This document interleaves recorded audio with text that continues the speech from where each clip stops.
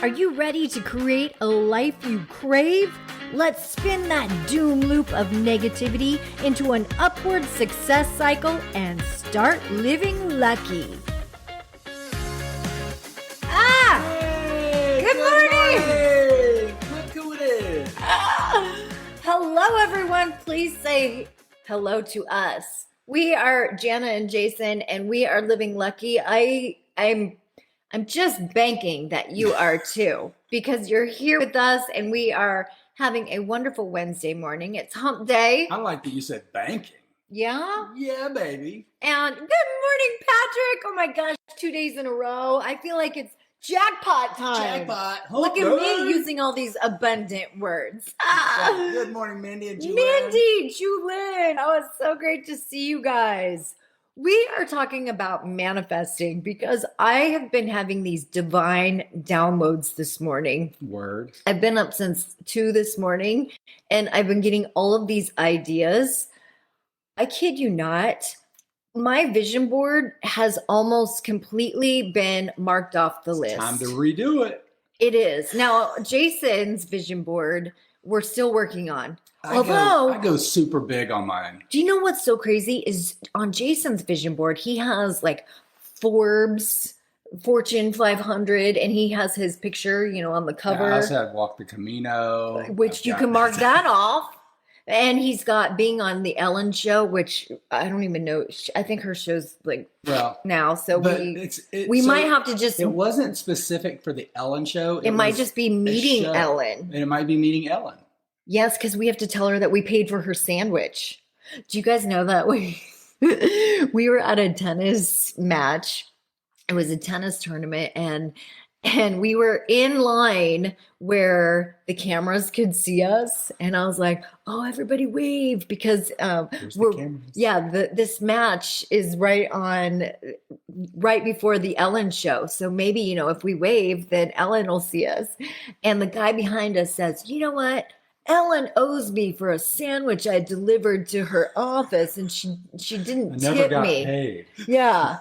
And so Jason turns around and not only paid for her sandwich, but tips the guy. And he's like, "What's this for?"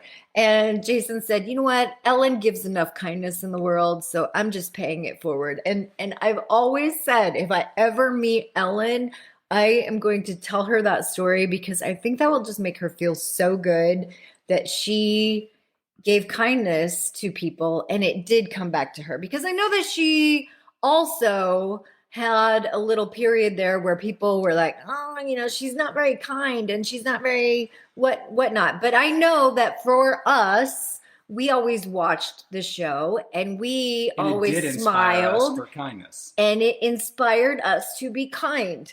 Yeah. So what's the she had that effect on us. So I always wanted to tell her that story. Good morning, David. Thank you for being here. Sheila, Marilyn, love to see you guys. We are talking about journaling because that has been the biggest game changer of my life, as well as vision boarding when it comes to creating a life that inspires me from within. When I can get my thoughts out on paper. Now, I've often talked about gratitude journaling. Gratituding. I call it gratituding. It is a verb. It is definitely a verb. And I will say that if I go even a week without gratituding, it will start making a difference in my perception.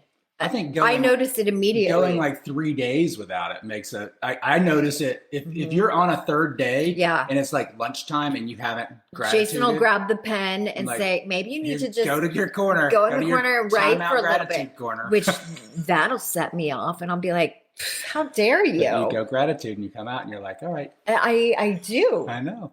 I do. And then I say, "You know what? Thank you for my husband for recognizing that I was being a little stinky pants." And there's something about the journaling, and I'm sure we're going to get into this, and we'll talk to it a lot more when we do some videos and we expand this series. Yes. But when we're journaling, we don't journal into the things that we have on our minds, the things that we have on our hearts, the things that we've gone through and the things that we're going to, and then say, but it'll probably never happen. We don't put things on our vision board and no, you have but to it'll believe. Probably never happen. It's a very, you believe that it is happening. Where I'm going. You act as if. And it's this, because you know what you've come through. Okay. You know what you're going to. Let me stop right there, because you just vomited a life full of lessons there. That's what the series is going to be about. The reason that we need to always celebrate our wins, and we need to always be aware of the miracles that are happening around us, and we always need to be grateful for the blessings and all of the goodness and all of the love and the hope and all of the fortunes that God is bringing into our life. The reason that it is so important to always write it down is because then we not only see more, but what you appreciates. Yeah. So then it also builds confidence once you can look back in all your journals and say, oh my gosh, look at all of these wonderful things that have been happening on a continuous basis for the last how many years? Once you have the proof in your hands of all of this beauty, wonder, miracle, hope, love, all of those high vibration things in paper in your life, it's like a guidebook of your life, all of the woo. Then it's all of the magic in a nice little book. Then you say, oh my gosh, because it's been happening, I already know that whatever I put in this book is going to happen. It lends itself to the faith in the future instead of fear in the future. It is believing.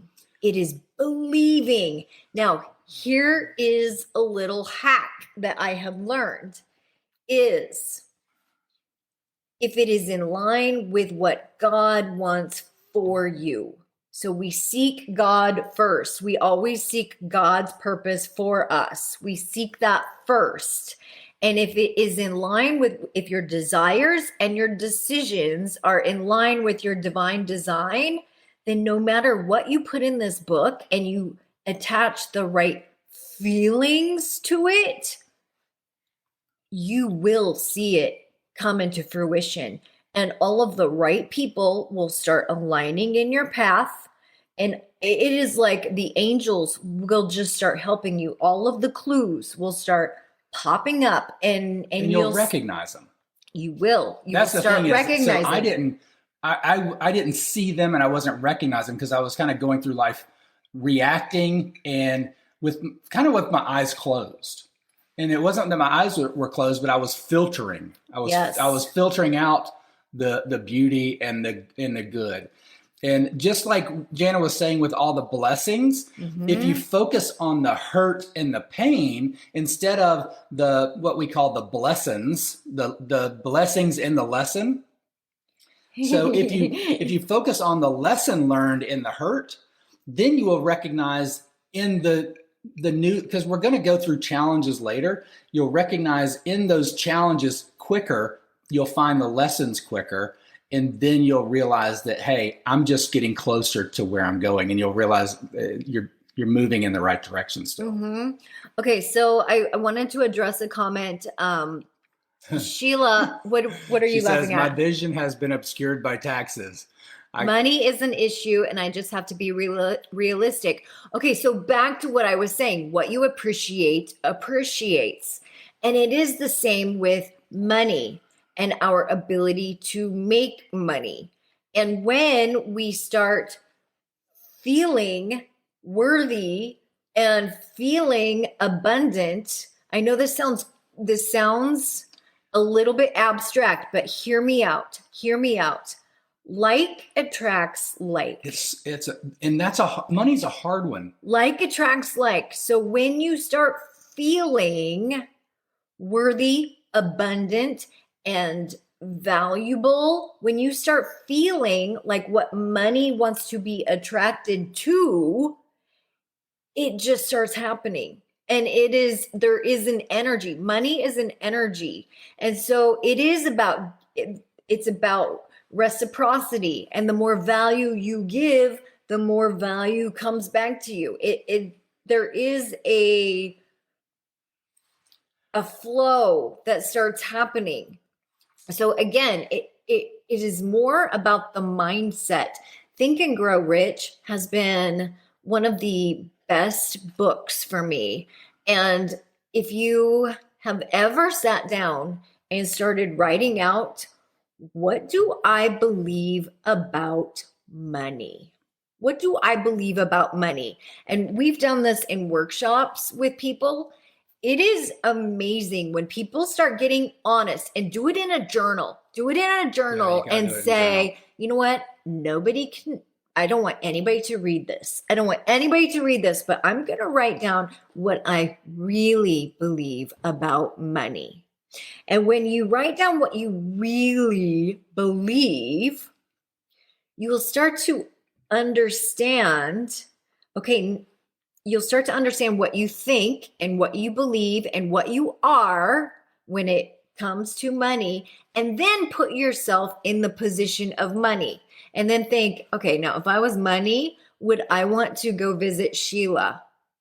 Oh, and that becomes like, whoa. So to me, money and love are the two hardest things to really have the faith with, because it's not that I want to control them both, but they lend themselves to the greatest fears, disappointments, but also when you can kind of live into it. And I'm getting goosebumps because when you get into that really faith and manifestation and the new belief system, and they start generating and kind of just creating themselves around you, it's a whole new experience. Try doing some journaling around it, Sheila. You might be surprised at what comes up, but if you just become curious as to what comes up, then know that you can always, you have the power to always change or create whatever it is that whichever direction you want to go. So know that the power is within you. The power is within you. We just have to discover it ourselves. It goes back to Glinda, the good witch. Glinda. You've always had the power, my dear. You just have to find it yourself. Do some research. Yes. Me search. That's what journaling is. Instead of research, it's me search. Me search. It's finding out what's really inside our souls, what's really inside our subconscious, and what's really going on in this connection that we've got going on. Mind, body, soul. So I hope this maybe gave a few insights or distinctions to anyone out here. Mindy says, love is hard. Becky, Financial Peace University changed my whole perspective on money. Game changer. We studied with Dave Ramsey, and I'm telling you, his whole story about the lion and the gazelle. That's what changed me. So, I was like, oh my gosh, that's a good one. And I won't get into it, but so maybe we'll save it for Dave tomorrow. Ramsey theory, and then there's a Robert Kiyosaki theory. So there's a lot of different theories. Maybe we should do some talk about money beliefs, because that seems to be getting some comments. And there's also some love comments. So maybe those are the two ones that we will dive into. But getting your thoughts on paper gets them out of your head, gets them a lot clearer, and lets you actually know what you're believing and what your thoughts are, because my thoughts were all jacked up and I didn't even know. And I just thought I was doing things right, and I didn't know why things were messing up.